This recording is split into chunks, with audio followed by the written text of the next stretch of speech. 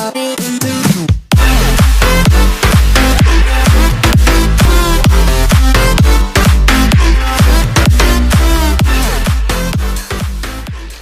guys, welcome back to the channel. It's a beautiful day actually, it's nice and mild. So, we'll do some bits and bobs in the Rex today. Hammers at the ready. I'm going to be taking this brace off here and here. The idea of it is to clock this around so I can have my intercooler pipes coming for the bottom. Something a bit different, it's not normally done. And I'm planning to use an intercooler up there. Use that one, so I've just sharpened my chisel. I need to smash fuck out everything. Alright guys, let's get some action done.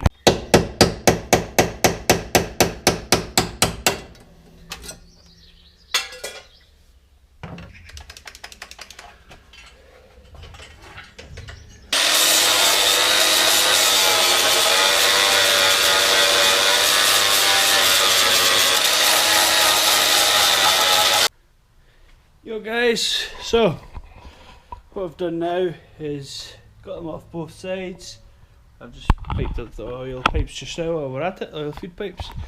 Here's a manifold. What I've done here is I've drilled a hole there and there. I probably need to go up to about 9mm, maybe 10 actually. MPT tap. Actually should include my painted nails. I was the missus yesterday since it was Mother's Day. She was allowed to do anything, and I mean anything. My arse is sore. And yeah, I've got these EGT sensors that I'll actually put in. So the reason I'll use EGT sensors is so I can balance out the banks between front and rear. Typically, what happens on a stock inlet manifold is one of the runners. It's the rear runner shorter than the front, and actually runs the rear rotor lean. So typically folk put a bit of lag in the rear injector to try and richen it up a bit, but I would do it proper way with correction tables, and I'll find out a percentage, basically a difference throughout the rev range, and match it across, and then that way, you know, you've got your balanced sort of AFRs. AFR point is on the downpipe, it's a one single point. So if I take, well typically actually the best thing to do would be have two lambdas, two AFR sensors in each runner. However, the problem with that is the sheer heat. So typically we'll run one lambda, one wideband on the downpipe down the bottom.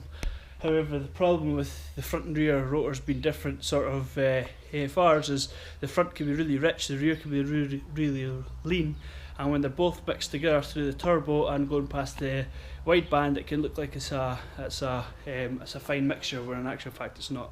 And I think that was one of the problems I had with the last one, was it was run really sort of really lean, and it's cooked the apex seals. So yeah, lucky it didn't cause any more damage, but at least if I put some EGT sensors in, I can tune EGT and wideband.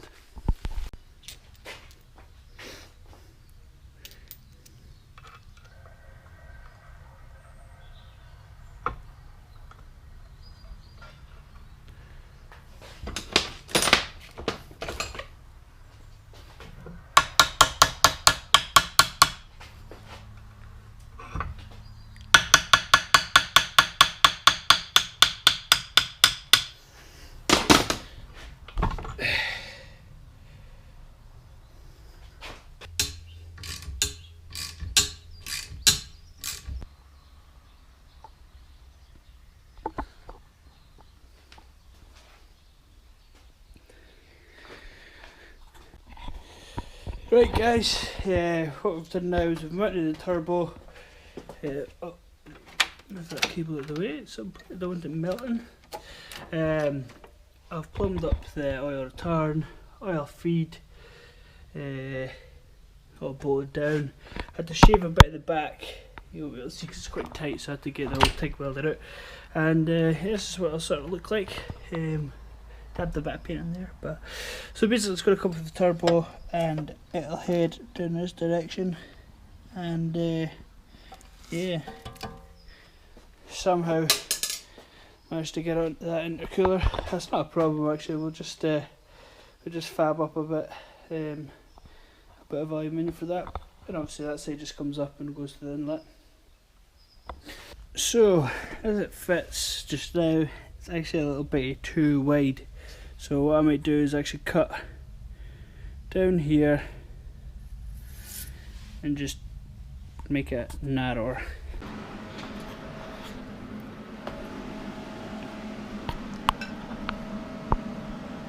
All welded up. Welded one outlet on the bottom, and we'll get 3-inch pipe there, 3-inch pipe there, and she looks boss. Well guys, it's been a long day, however we have ended up getting a lot of stuff done, which includes the stubby radiator, drop it there, piping for the intercooler, all fitted and sorted and on, everything tighted, pulleys, power steering pump, ignition's in, pretty much ready to go.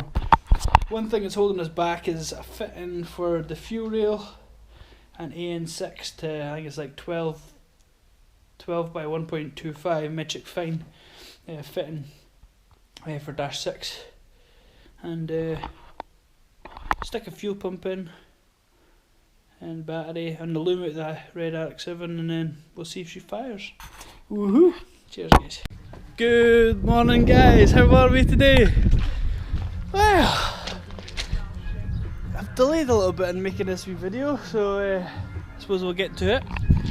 What we have today is Cliff, aka RX Works, is making a little ABS delete for that car there, and what I'm doing is, there he is. Trying to advertise. The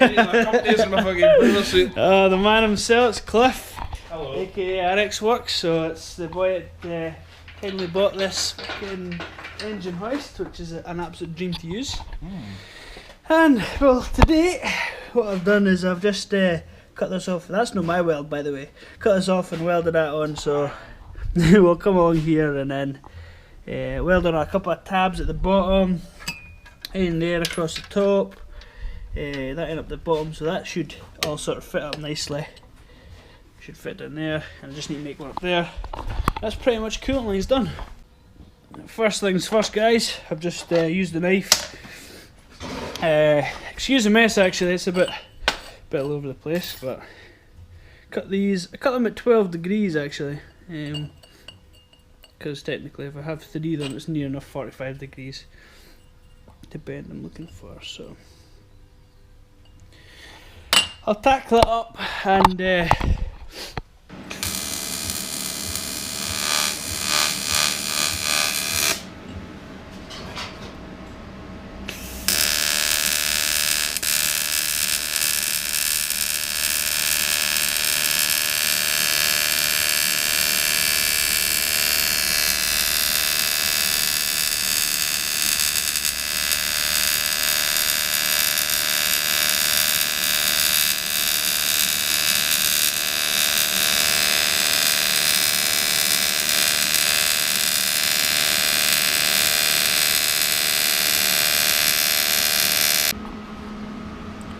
sorted. So that's me, got a nice little 45-degree bend, and that should do for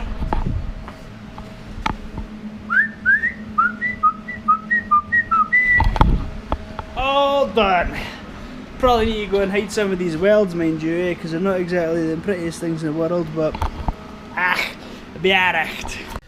So like that, and that in. Oh, perfect. So I just need to cut this to size, and that'll be that. Moved on to the fuel pressure rig, and installed the fittings for the fuel system. So Now I'm just going to the back of the car, rip up this bit, it's going to pull off these pipes, pull at the pump, and then I think I've got GST 450 to go in, and that'll produce more than enough fuel for, well, it should do about 500 horse. So, and that's, I don't want to go above 450, so that should be fine. Hey guys, cheers. Oh.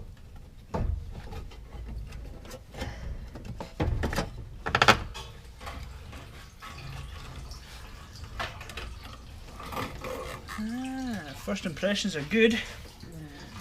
I'll not be using that fuel, that's for sure.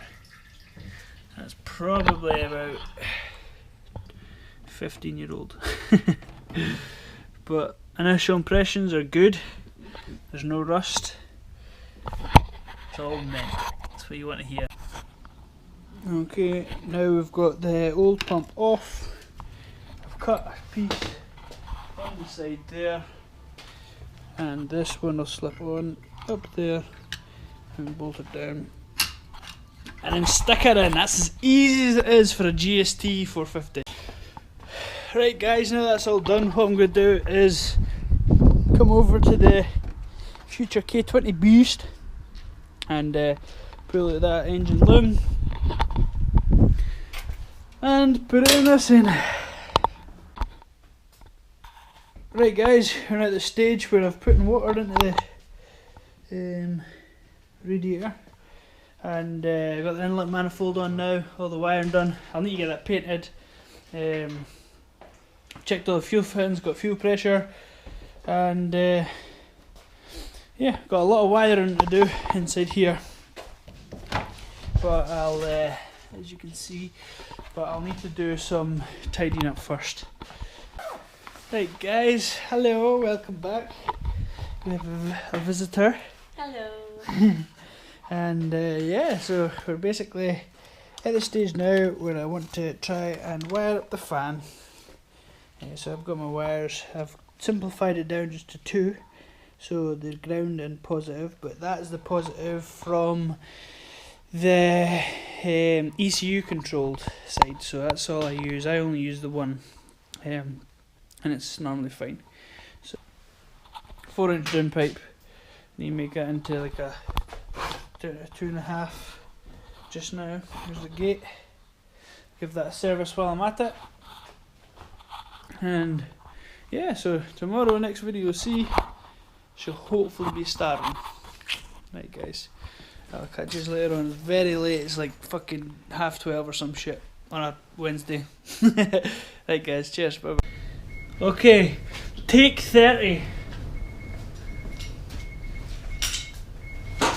Hey brother, go for it.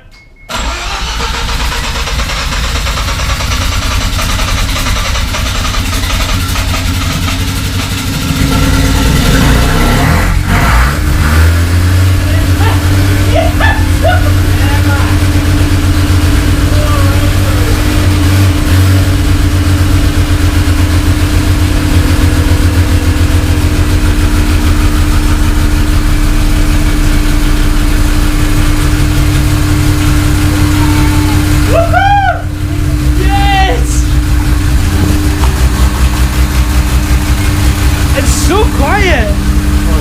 So quiet! Oh yes!